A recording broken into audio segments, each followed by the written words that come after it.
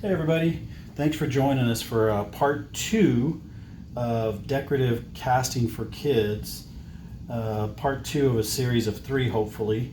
The last video, which we just posted, was doing how to do a candy cane stripe on a cast.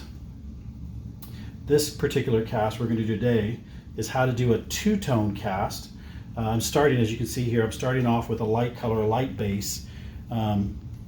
And then we're going to two-tone it with a dark over the top of it. Whenever I ask one of the kids, they say, hey, can you make my cast 2 colors? I start off and I say, yeah, sure, what 2 colors do you want? And I'll kind of help them along the way. And what I'll do is I'll start the cast with one of the colors they choose, and then I'll complement the center section of the cast with the other color. So like, for example, if a kid says, yeah, I want purple and pink, I'll go, okay, well, which one do you want more of? Do you want more purple or more pink? And they'll say, oh, I want more purple. Okay, so then what I'll do is I'll make the edges pink, and then I'll do the rest, the center of it, purple. So I'll stop just like so. And then of course, I fold the stockinette over the cotton padding, which you guys have seen 100 times already. So that the edges are always soft. But what I'm doing is I'm making pink edges without making the cast too thick. So you're trying to make a functioning cast that's also decorative to make, the child or the parent or whoever happy. But at the same time, you don't want to make this big old bulky, ridiculous looking cast. So we're going to stop there. And then I'm going to come back here and just check everything real quick.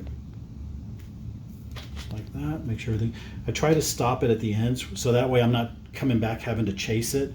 And then in this particular case, this patient wanted the purple on top of the pink. So let me wet this real quick and I'll show you how we're going to do that. So what I'll do is I'll start right where that finishing piece is, and I'll try not to touch too much of the pink now that I've touched the purple. I don't want to contaminate the lighter color with the darker stain. So we'll stay right about there.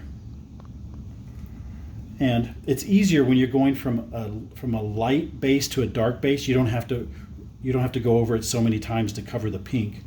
If they pick, for example, they say, hey, I want pink and purple, but I want more pink, well, it's going to take you a little bit. Either you're going to have to roll closer overlaps, or you're going to have to do 2 full passes to cover, to make the lighter color cover the darker color. But in this case, you can do your regular half overlap that we're all used to doing.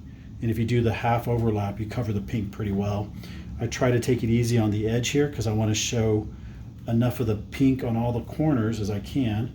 I come up and I cut really, really thin so that even between the thumb and the finger, there's a little bit of pink border. And I'll do that twice just to make sure that it's strong enough to be a successful cast.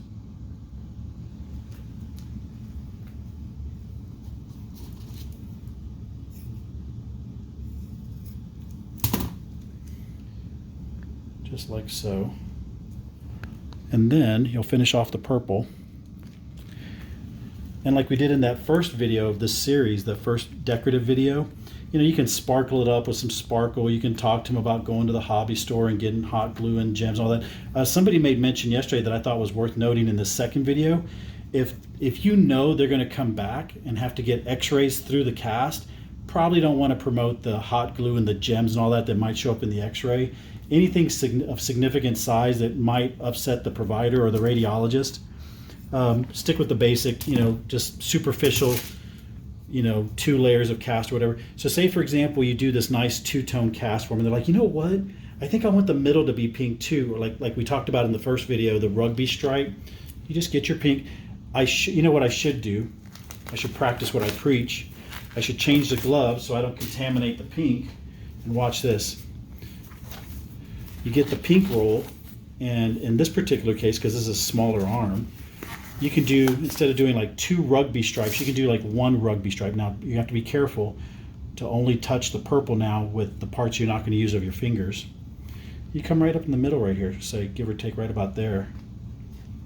And to the normal person, the lay person, to the normal eye, now it looks like a pink and purple cast.